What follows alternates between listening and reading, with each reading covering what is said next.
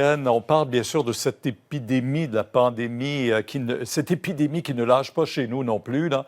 Et une étude de l'Institut national de la santé publique nous apprend que 97 des victimes de la première vague avaient une comorbidité. Donc, qu'est-ce que ça veut dire? Qu'est-ce qu'on doit comprendre vraiment? Oui, ça veut dire qu'ils avaient au moins une autre condition, une autre maladie, ce qui est un peu prévisible parce qu'on le sait, l'âge, il compte, mais également les autres facteurs, donc les autres maladies.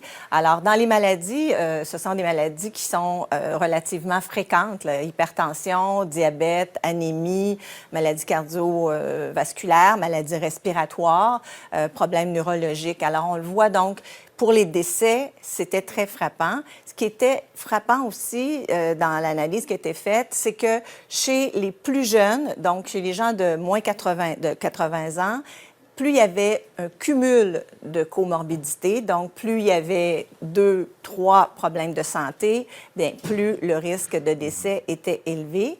Par ailleurs, chez les gens de 80 ans et plus, là, il n'y avait plus de relation entre le nombre de comorbidités. Donc, ce que ça dit, c'est que l'âge reste le facteur déterminant, mais la présence des autres facteurs, des autres maladies, de toute autre maladie chronique, est un élément qui vraiment augmente le niveau de risque.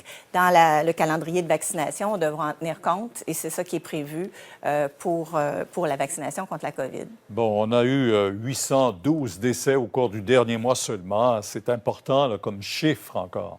Oui, puis on va le mettre en perspective, Pierre, si vous voulez bien. 812 décès en novembre.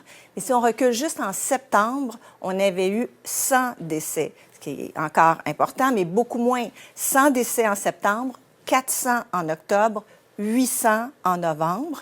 Et si on fait le parallèle, vous savez, on dit toujours, bon, quand on a l'augmentation du nombre de cas, au bout de quelques semaines, on va voir l'impact sur les décès. Mais en septembre, qu'est-ce qui s'est passé? On est passé en termes de cas de 200 à 1000 en un mois. Donc, 200 cas par jour à 1000 cas par jour. Et on voit 4 semaines, 6 semaines plus tard, ça se traduit par des décès. Mais vraiment, 800 décès en novembre, c'est énorme. Et le vaccin, ça s'en vient, là. On Oui. l'espère après les fêtes. Dans le premier trimestre, on nous dit qu'il y a 3 millions de personnes, 6 millions de doses qui seront distribuées chez nous. Est-ce qu'on serait en droit d'avoir un meilleur plan pour cette vaccination? Oui, quand on se compare, là, quand on regarde hier, les CDC aux États-Unis ont annoncé la priorisation, les niveaux de priorisation des débuts de vaccination.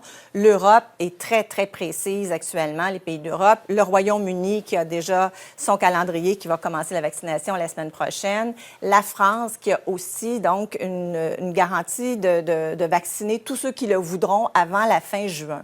Alors, ça prend des plans clair, précis. Ça, c'est rassurant pour la population. Et je pense qu'au niveau du Canada, là, il faut qu'on nous donne vraiment l'heure juste et nous donner davantage de précision. Bien, merci beaucoup. Au revoir. Au revoir.